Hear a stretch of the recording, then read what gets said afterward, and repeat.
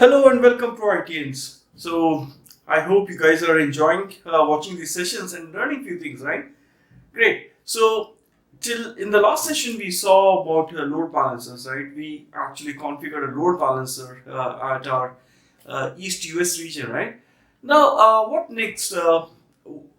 Can we go ahead and provision some servers and configure web servers on that?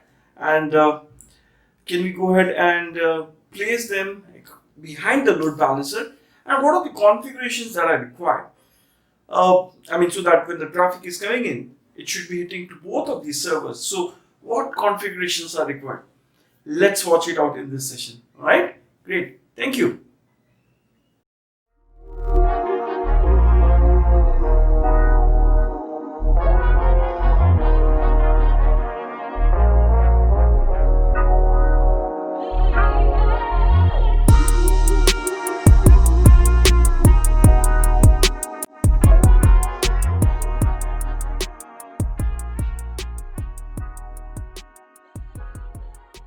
Welcome back to ProITians. So now let's look at configuring our web servers. So in this session we are going to configure two web servers which will be sitting behind our public facing load balancer, right? Alright, so let's get right in. So first we'll click on create a resource. Alright, then we are going to click on Ubuntu server 18.04 LTS. Alright, so out here we're going to select the existing resource group, and then I'll scroll down. I'll give it a name as the server as web server 01, right? I'll leave the region as it is, that is East US, right? Infrastructure redundancy, we are going to select availability zone, right? Then we are going to select which zone. So for now we'll select zone 1, right? And we'll leave this part as it is, that is for the operating system, that is Ubuntu. So we'll leave this part as it is, and the size we are selecting is our B1S, so we are fine with it. Then we are going to click on password and provide our credentials information here. So we're going to give as ProIT admin, and then the password as password, right? Give again the same password. Alright, so we have configured the password part, and the ports, it's going to listen on port 22 for now, so we'll leave it as it is. Then we can click on next. Here we will leave it as default, and then we'll click on next. In networking we are going to make some changes here, right? So for VNet we are going to leave as it is, for subnet we are going to leave as it is, and then for public IP we are going to create a new one. And then we are going to give web server 01, and then we are going to put as public, because that's how we are going to distinguish between a normal one and the public one, right? So in this we are going to leave as it is, that is zone 1, and then I click on OK. Yeah, great. Rest of the things we'll leave as it is, and then we'll move to the next one, that is management. Here also we are going to leave as it is, and then we are going to move the next one, that is advanced, right? No changes to be done here. We'll leave it as it is, and then click on next, that is tags. Now out here we are going to give a tag as name, and then web server 01, right? We will give one more tag as tag, and then project work.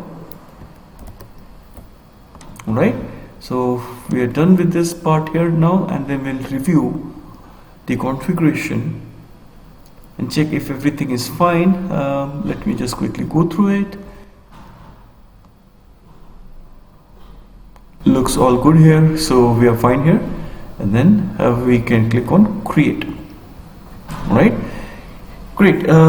So this will happen, the provisioning of virtual machine web server 1 will happen in the backend. In the interest of time, what we'll do is we'll go ahead and create another web server, that is web server 02. Okay, so I'll click on home, I'll click on create a resource, and then again select web Ubuntu server. Alright, we'll select resource group as the one which we had already created. Virtual machine name we'll give as web server 02, East US region, and availability zone, yes. And then this time we will select as 2. So in earlier virtual machine we had selected 1, but this one we are going to select as 2. So that way we are going to make use of the availability zone, right? Great. The rest of the things we'll leave this part as it is, configuring the password. So I give the admin ID, that is ProIT admin, and password is password.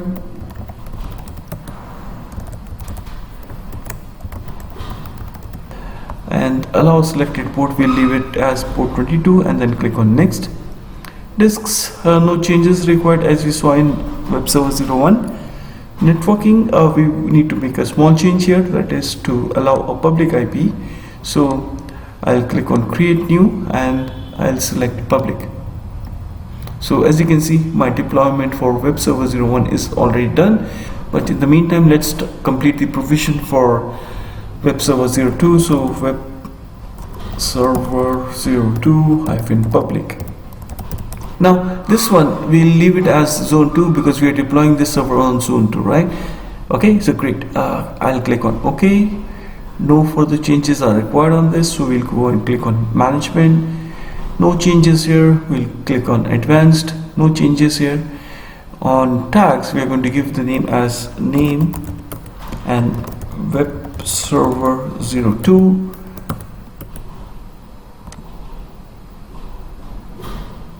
And then we are going to give a tag and then name as project work, right? Okay, great. Here also we want to make changes to all. Yeah, great. Now, so let's click on review and create. All right, we'll quickly review the configuration part. Looks all good, so we will go ahead and click on create. Okay, so this will again happen in the backend. It will initialize and complete the deployment. Now in the meantime, let's go ahead and have a look at web server 01, right? So what I'll do is I'll click on refresh. Okay, so it is not visible out here right now, but what I can do is I can actually go out here.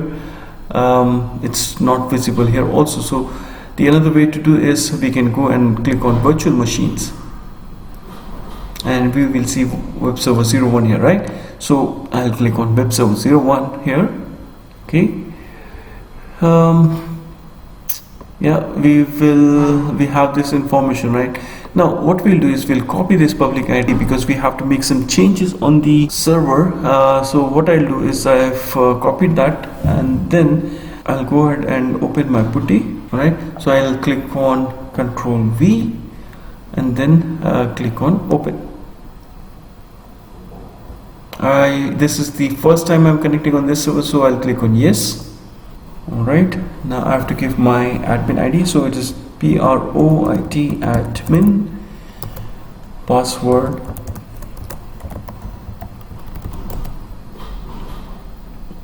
alright, so I've keyed in my password here, right?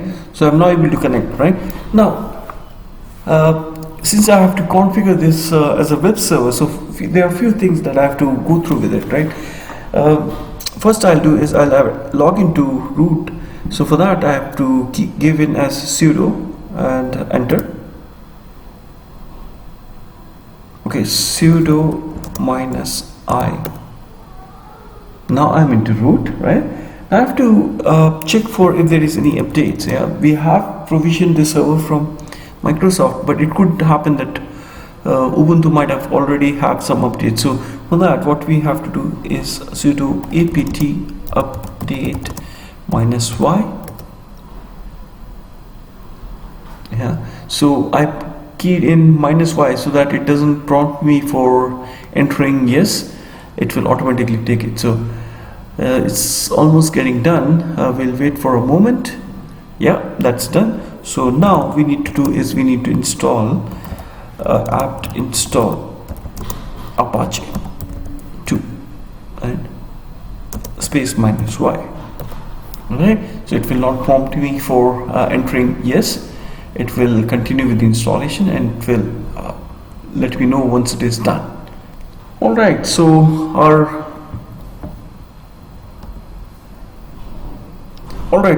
web server is up. Let's check if the status of it. So we'll do is sudo system ctl, status Apache 2.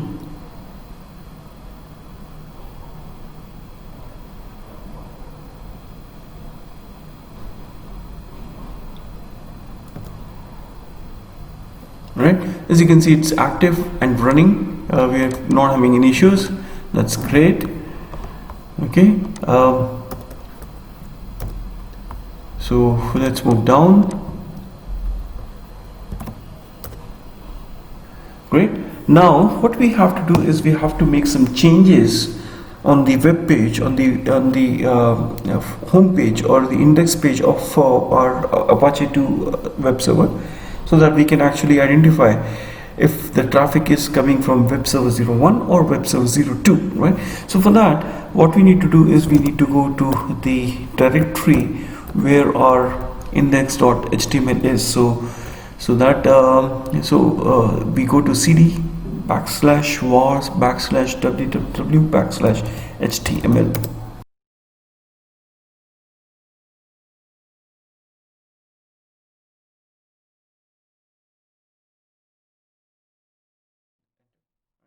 Now in this, if I do ls, I'll find index.html, right? So what we need to do is we need to remove the index.html. That's the default page. And then once we are done with this, now if we check on ls, we will not find any index.html, right? So now we need to create a new index.html file. So index.html, and I hit enter. Right, now I have created some codes which I'm going to paste out here. Alright, so I was able to paste the codes here, and then I'm going to do is Control X to exit and then save. So Control X and Y, right,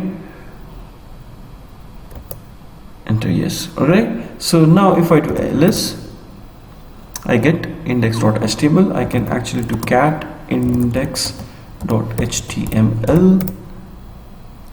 I see the lines of codes that I had added out here, right? Great, we'll see the outcome of it in a few minutes. Now since this part is done, what we'll do is we'll put it into the session for web server 02, right? Let's go to home and virtual machines, and now our web server 2 is also ready and it's up and running, correct?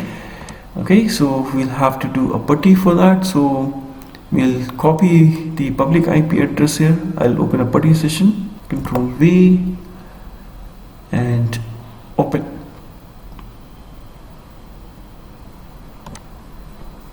Alright, so ProIT admin password. Alright, as we did in the web server 01, so we will log into root, that is by sudo -i. As you can see, it's a web server 02. Great. So again, we'll follow the same step, that is to check for updates. Sudo apt update -y, and I hit enter.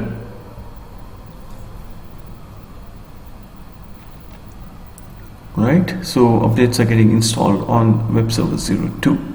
It's almost done. Yes, and now we will install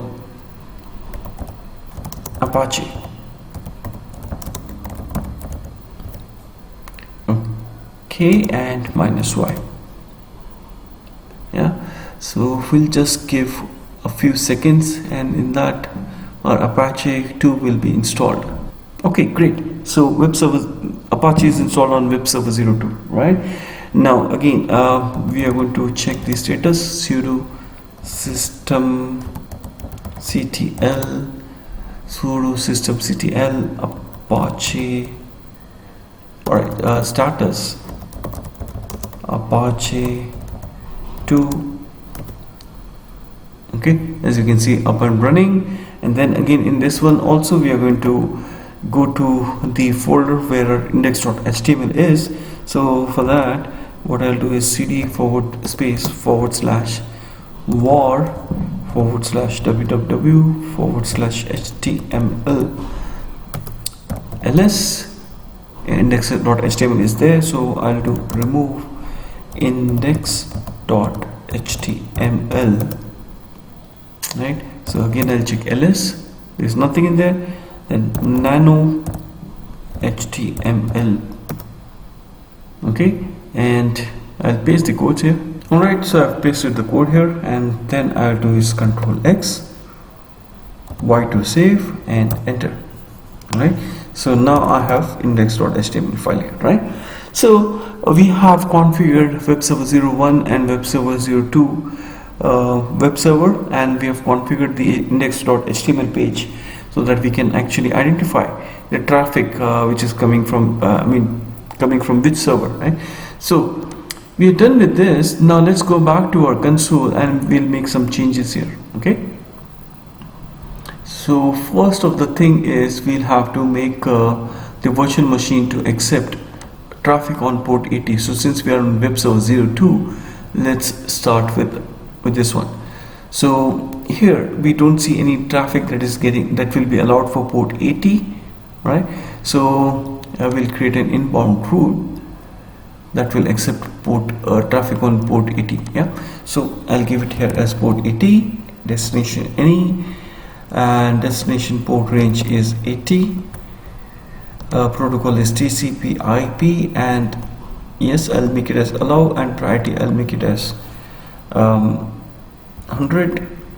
Okay, and then I'll give the name as port 80, right? We'll give a small description. This is to allow HTTP traffic on web server, right? And then I click on add. Okay, so as you can see, it's creating that security rule out here. It will happen in a minute.